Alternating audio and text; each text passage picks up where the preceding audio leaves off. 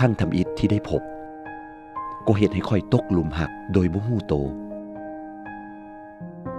เป็นครั้งทำอิฐที่ค่อยเห็นกับสิ่งที่ค่อยซอกหามาดน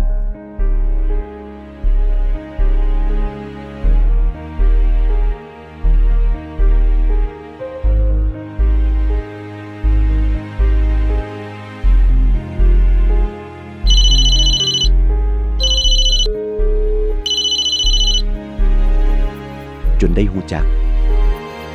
ยิ่งเฮ็ดให้ค่อยมั่นใจ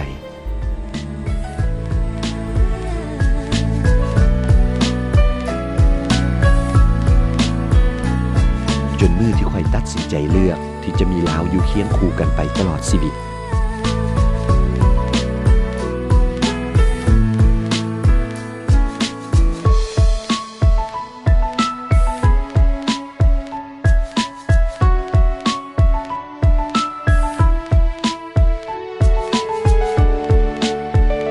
มื้อนั้นค่อยเกือบพลาดวันสำคัญที่สุดในชีวิตหากค่อยไปบ่ทันเวลา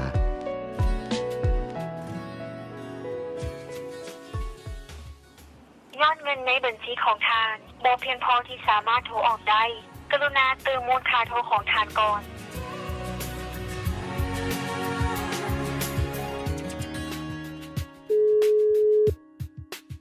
แล้วทุกคนอลิทับสายสบายดี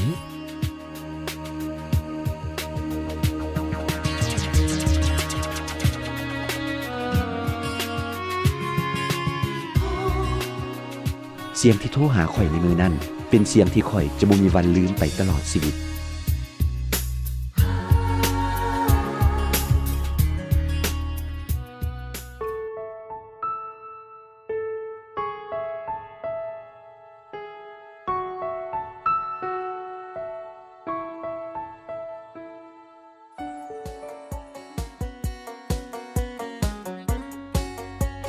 ถึงแม้นว่ายุคสมัยจะเปลี่ยนไปบ่ว่าระยะห่างจะไกลเท่าใดก็บ่เฮ็ดให้สายใยหักค่อยขาดความซื่อสัตย์ตลอดระยะเวลาที่ผ่านมาเฮ็ดให้ค่อยมั่นใจให้เป็นที่หนึ่งในใจพอหากมื้อนั้นค่อยบ่ได้พนักงานของลาวโทรคมค่อยอาจจะกลับไปหาคนที่ค่อยหักบ่ทันเวลาและบ่ฮู้เลยว่าจะเกิดหยังขึ้นลาวโทรคมบ่เคยเฮ็ดให้ค่อยผิดหวังเลยในเรื่องของการติดต่อสื่อสารตลอดระยะเวลา20 ปี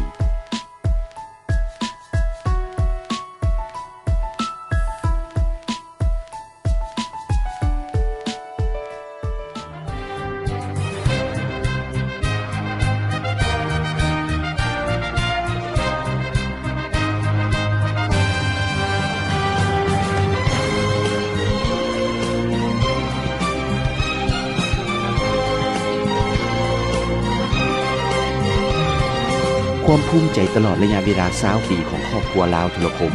ก็คือความมุ่งมั่นในการพัฒนาเพื่อเสื่อมต่อสายใยความผูกพันให้อยู่เคียงคู่กับทุกความสำเร็จของคนลาวและสังคมลาวตลอดไป